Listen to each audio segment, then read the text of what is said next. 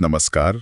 दिल्ली शहर अपने इतिहास और कल्चर के साथ साथ ना कुछ रहस्यमयी कहानियों को भी समेटे हुए हैं। हाँ बिल्कुल, हर गली हर कूचे की अपनी एक कहानी है। तो आज हम दिल्ली की कुछ ऐसी ही जगहों और उनसे जुड़ी जो किंवदंतियां हैं उनकी पड़ताल करेंगे। मतलब ये सब स्थानीय लोक कथाओं और शहरी मिथकों का हिस्सा हैं। हाँ, देखते हैं इन कहानियों में कितना सच है कितना फसाना। ठीक है, तो चलिए शुरू करते हैं। पहली जगह है अग्रसेन की बावली। अच्छा, कनॉट प्लेस के पास लगी, हैली रोड पर। जी हाँ, वही सदियों पुरानी बावली अपनी आर्किटेक्चर के लिए तो फेमस है ही, लेकिन कहानियां भी कम नहीं है इससे जुड़ी। हाँ, मैंने सुना है इसके बारे में। कहते हैं कि एक जमाना था जब इसका पानी एकदम काला हुआ करता था और वो पानी मतलब लोगों को हिप्नोटाइज करके आत्महत्या के लिए उकसाता था। अजीब बात है, पानी और आत्महत्या। हाँ, और कुछ लोग ये भी बताते हैं कि वहाँ अचानक एकदम ठंड लगने लगती है या फुसफुसाहट सुनाई देती है। कभी कभी लगता है कोई पीछे चल रहा है। देखिए, इसकी बनावट ही ऐसी है, गहरी है, अंधेरी सी, शहर के शोर से एकदम अलग। सही कहा। तो ये जो अकेलापन है ना और ये गहराई, ये अक्सर हमारे अंदर के डरों को बाहर ले आती है। हाँ, हो सकता है। और ये काले पानी वाली कहानी शायद इसी गहरे अनदेखे डर का सिंबल हो कि पानी जो जिंदगी देता है वही मौत की तरफ खींच रहा है। ये कॉन्ट्रास्टी से और रहस्यमयी बनाता है ना। हाँ, ये बात तो है। मतलब जगह की बनावट कहानी को और पुख्ता करती है। बिल्कुल, ऐसी पुरानी शांत जगह अक्सर ऐसी कहानियों का सेंटर बन जाती हैं, खासकर शहर के बीचों बीच। ये दिलचस्प है। अच्छा, इस बावली के अंदरूनी खिंचाव से एकदम अलग अगली कहानी है एक बाहरी पीछा करने वाले डर की, दिल्ली कैंटोनमेंट एरिया की। ओहो, दिल्ली कैंट, सफेद साड़ी वाली कहानी। वही, धौला कुआं के पास इस आर्मी एरिया की एक सड़क पर कहते हैं सफेद साड़ी पहने एक औरत का भूत दिखता है। हाँ, ये तो बहुत मशहूर है। रात में लिफ्ट मांगती है और अगर कोई गाड़ी ना रोके तो फिर तेज रफ्तार से गाड़ी का पीछा करती है।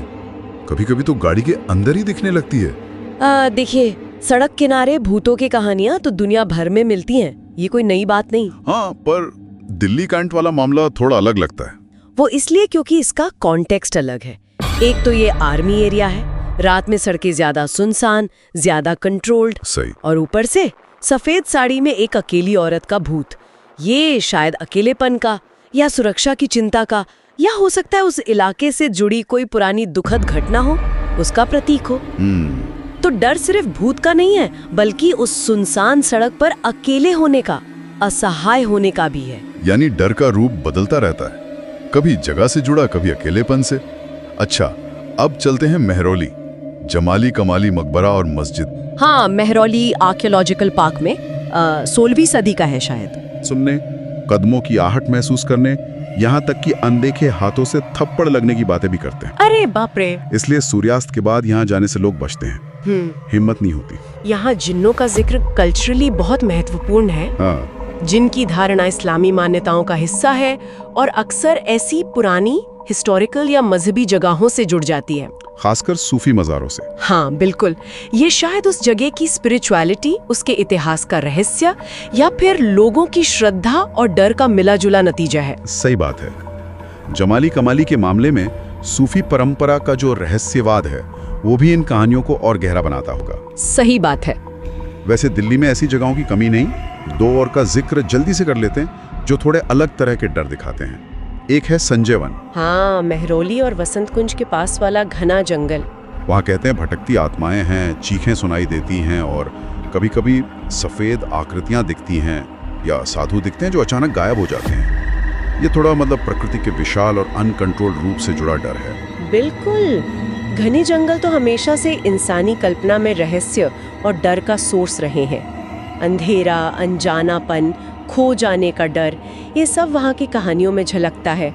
शहर के इतने करीब होकर भी एक अलग दुनिया। हाँ, जहाँ शायद शहरी लॉजिक काम नहीं करता।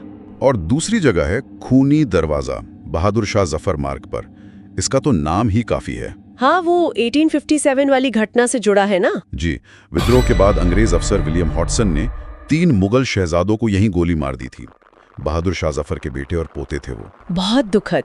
कहते हैं उनकी आत्माएं आज भी वहां भटकती हैं, न्याय मांगती हैं। लोग बताते हैं कि वहां अचानक ठंडी हवा चलने लगती है, दीवारों पर खून जैसे धब्बे दिखते हैं या लोहे जैसी गंध आती है। खूनी दरवाजा की कहानी सीधे सीधे हिस्टोरिकल ट्रॉमा और कलेक्टिव मेमोरी से जुड़ी है। ये एक मिसाल है कि कैसे किसी जगह पे हुई हिंसा या अन्याय की गूंज लोक कथा बन जाती है। यहाँ का डर किसी अनजान शक्ति का नहीं, बल्कि इतिहास के एक क्रूर सच का है जो उस जगह की पहचान बन गया है। ये बताता है कि कैसे जमीन भी यादें सहेज कर रखती है। तो कुल मिला के दिल्ली सिर्फ बादशाहों और इमारतों का शहर नहीं है, बल्कि इन अनकही बेचैन करने वाली कहानियों का भी शहर है। ये किंवदंतियां पीढ़ी दर पीढ़ी चलती आ रही हैं। सही कहा।